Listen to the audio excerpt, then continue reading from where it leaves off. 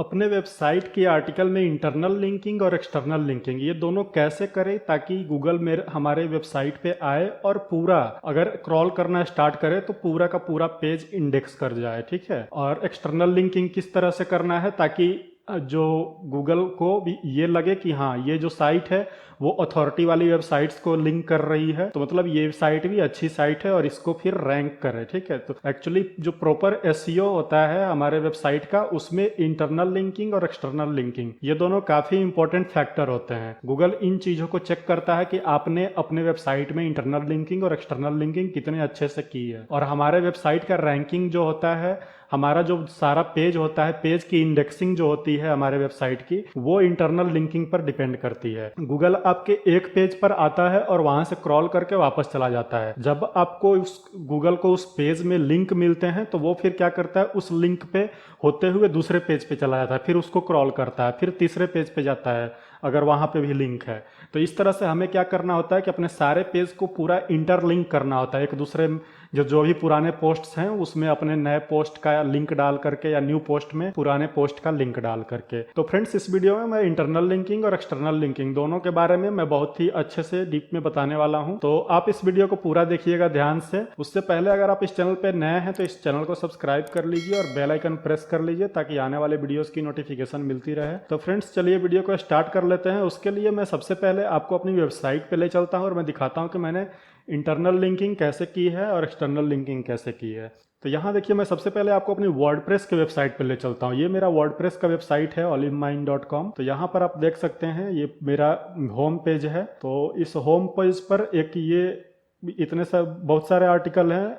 इस आर्टिकल में से एक ये आर्टिकल, इसका मैं एग्जांपल लेता हूँ, ये लेटेस्ट। तो इस आर्टिकल में अगर आप आएंगे तो यहाँ पे देखिए आपको एडसेंस का ऐड दिख जाएगा। यहाँ ढेर सारे एडसेंस के ऐड है, लगभग 3-4 मैंने लगा रखे हैं। तो यहाँ पर मैंने इंटरनल लिंकिंग और एक्सटर्नल लिंकिंग कैसे की है, तो इस वेबसाइट में देखिए, यहाँ मैं नीचे ले चलता हूँ आपको। ये देखिए, ये जो है ये मेरे ही वेबसाइट का पोस्ट है जिसको मैंने यहाँ पे लिंक बनाया है, आप देख सकते हैं इसका। ये एकदम स्ट्रेटेजिकली मैंने यहाँ पे लिंक किया हुआ है ताकि लोग जो है जिसको भी, अब ये कैसे मैंने लिंक किया हुआ है, तो यहाँ पे ब्लॉगिंग ये टॉपिक है। अब ब्लॉगिंग के बारे में किसी को जानना है तो यहाँ से मेरे जो ब्लॉग वाला blog, how to start blog मैंने जो लिखा हुआ है पोस्ट, वहां पे चला जाएगा। तो ये एक इंटरनल लिंकिंग का तरीका हो गया। इंटरनल लिंकिंग बेसिकली आप कीवर्ड्स में आपको करना चाहिए। कीवर्ड्स में जो इंटरनल लिंकिंग होती है उसको सबसे बेस्ट तरीका माना गया है। अगर कीवर्ड्स के अलावा रीड मोर करके आप लिंक देते हैं वो भी सही है, लेकिन उसको बेस्ट तरीका नहीं बोला जाता है, वो बस काम चलाने लायक होता है। लेकिन जो बेस्ट है वो कीवर्ड के थ्रू होता है। एक एक कीवर्ड को, जैसे और आगे मैं दिखाता हूँ, जैसे यहाँ पे देखिए, अब यहाँ पे ये 2-3 वेबसाइट्स हैं, तो ये एक्सटर्नल लिंकिंग हो गई। तो यहाँ पे मैंने सिर्फ इनके नाम पर लिंक बना दिया है। ठीक है, इनके नाम पे लिंक बनाया हुआ है यहाँ पे। फिर यहाँ पे देखिए, यहाँ पे फिर you can find lot of, यहाँ पर मैंने एक पूरा सेंटेंस लिखा और इसमें आधे जो मेरा जो टाइटल जो मैच होता है मैंने उस पे लिंक बना दिया है।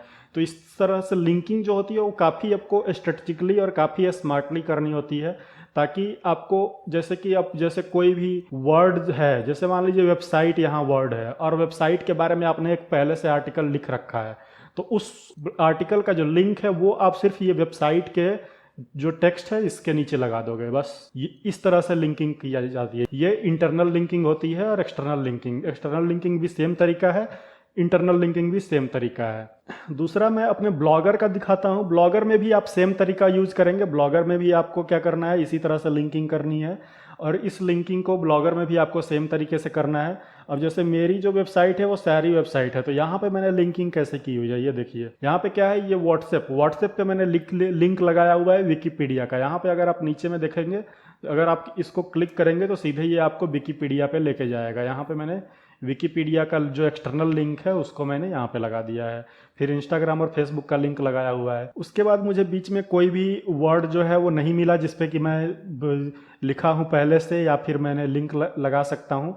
अब जैसे यहाँ पे मुझे लिंकिंग करनी है, तो अब जैसे ये सैड शायरी है, ठीक है, तो अब सैड शायरी पे अगर मेरा कोई आर्टिकल पहले से है तो मैं यहाँ पे उसका ला करके लिंक लगा दूंगा। ठीक है, तो ये हो जाएगी इंटरनल लिंकिंग।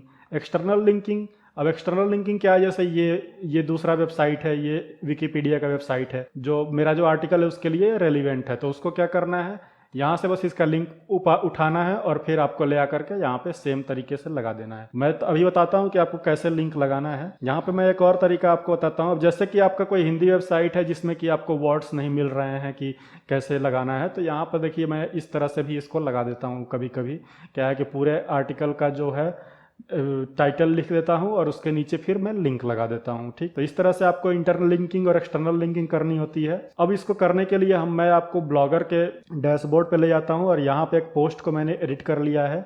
इस एडिट पोस्ट पे आपको अब कैसे लिंक लगाना है, तो ये देखिए, अब व्हाट्सएप पे मैंने एक्सटर्नल लिंक लगाया हुआ है। तो व्हाट्सएप, अब आपको जब भी लिंकिंग करनी होगी तो आप क्या करेंगे कि ये देखिए व्हाट्सएप को ये पूरा सेलेक्ट करेंगे। सेलेक्ट करने के बाद आपको यहाँ पे लिंक का ऑप्शन मिलेगा, ये देख रहे हैं, ये लिंक पे आपको क्लिक करना है। तो आपको दो ऑप्शन मिलेगा, एक है क्रिएट एडिट एंकर और क्रिएट एडिट यूआरएल। तो आपको क्रिएट एडिट यूआरएल पे जाना है। यहाँ पे जब आप क्रिएट एडिट यूआरएल पे जाएंगे तो आपको यहाँ WhatsApp link to web address, ठीक है, तो यहाँ पे आपको लिंक डालना है। ठीक, तो ये जो एक्सटर्नल लिंक मेरा जो विकिपीडिया का मैंने आपको यहाँ पे दिखाया, तो विकिपीडिया का लिंक मैंने कॉपी किया, यहाँ से विकिपीडिया का लिंक मैंने कॉपी किया और फिर यहाँ पे ला करके पेस्ट कर दिया। अब आपको क्या करना है कि यहाँ पे जब भी आप एक्सटर्नल लिंक पेस्ट करें तो उसको open this link in a new window, इसमें आपको करना है। ठीक है, कि एक्सटर्नल लिंक हमेशा न्यू विंडो में ओपन होगा। उसके बाद रिलेशन नो फॉलो ये जो दे रहा है, तो रिलेशन जो डू फॉलो और नो फॉलो, दो तरीके की लिंक होती है, एक डू फॉलो होती है, एक नो फॉलो होती है। तो कब आपको डू फॉलो लगाना है, कब आपको नो फॉलो लगाना है, ये तब डिसाइड होता है।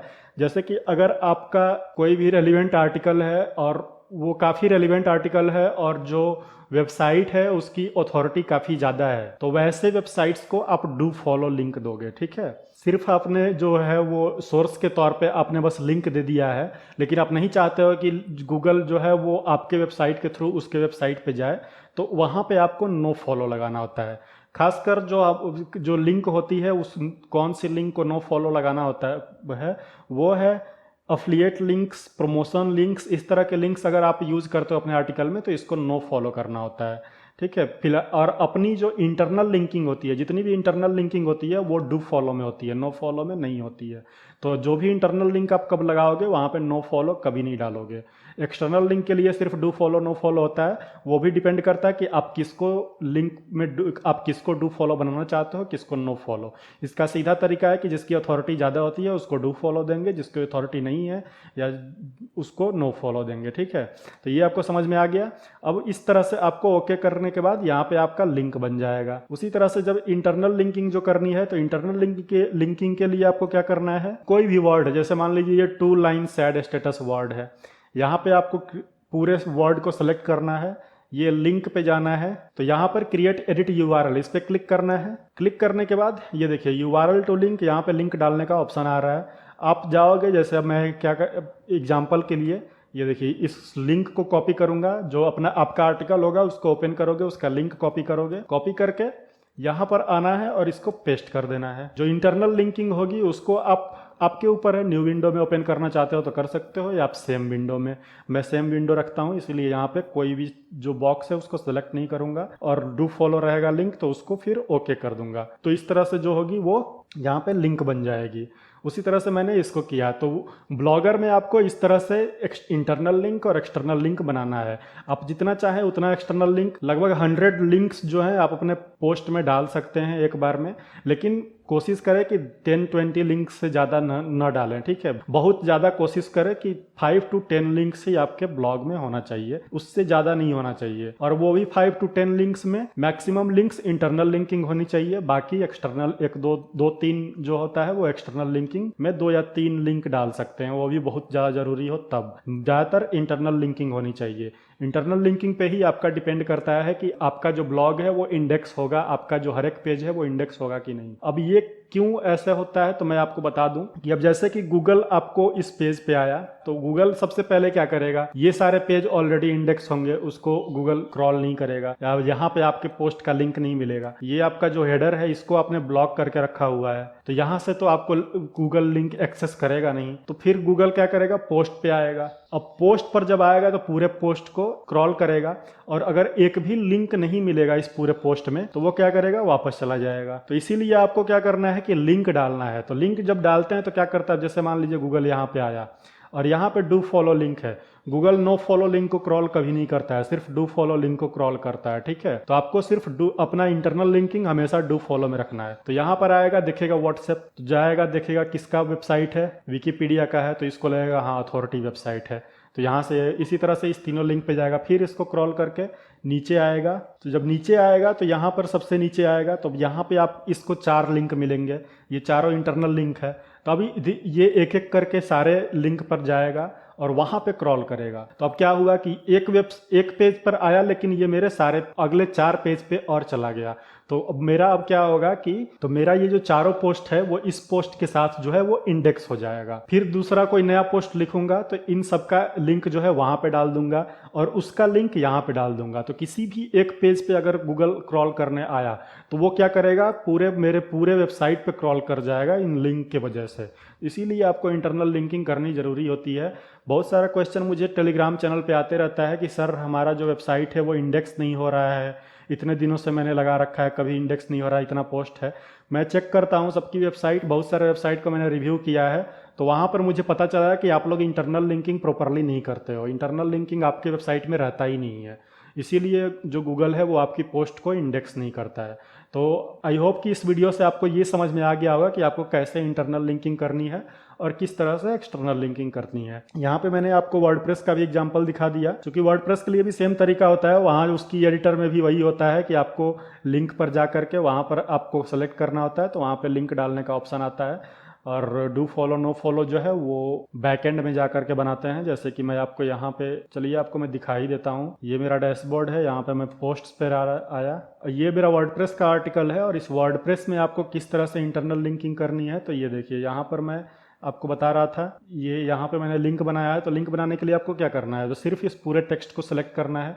आप देख सकते हैं इस टेक्स्ट को सिलेक्ट करते ही यहाँ पे लिंक शो करने लगा। तो अब जैसे दूसरा मैं कुछ बताता हूँ कि आपको कैसे करना है। तो जैसे मान लीजिए ये विथ ब्लॉगिंग है, ठीक है, तो यहाँ पे विथ ब्लॉगिंग पे मैंने पूरा टेक्स्ट सेलेक्ट कर लिया। यहाँ पे लिंक का ऑप्शन आएगा, मैं लिंक के ऑप्शन पे क्लिक करूंगा तो यहाँ पे जो है वो पूरा जो लिंक है आपको यहाँ पे लिंक पेस्ट करना है। अगर वर्डप्रेस में क्या होता है कि लिंक मान लीजिए आपको नहीं पता है, तो आप इस वाले ऑप्शन पे आप जाओगे तो यहाँ पर आपको अपने पूरे आर्टिकल का जो लिंक है यहाँ पे आपको मिल जाएगा। ये देखिए सारे आर्टिकल का लिंक यहाँ पे मिल गया। अब इसमें से जो भी आर्टिकल मुझे यहाँ पे इसके नीचे लगाना है, इसको सेलेक्ट कर लूंगा। तो सेलेक्ट करते ही इसका यूआरएल देखिए यहाँ पे आ गया। उसके बाद open link in a new tab मुझे करना होगा, कर दूंगा, नहीं करना होगा नहीं कर दूंगा। उसके बाद आपको ऐड लिंक पे सेलेक्ट कर देना है। तो ये जो हो जाएगा यहाँ पे लिंक बन जाएगा। अब इसको डू फॉलो नो फॉलो कैसे बनाना है, तो आपको इस पूरे टेक्स्ट को सेलेक्ट करना है और फिर यहाँ ये जो टेक्स्ट का ऑप्शन दिख रहा है इस पे क्लिक करना है। तो जब टेक्स्ट का ऑप्शन पर क्लिक करोगे तो ये पूरा आपका बैकएंड का कोड जो है वो दिख जाएगा।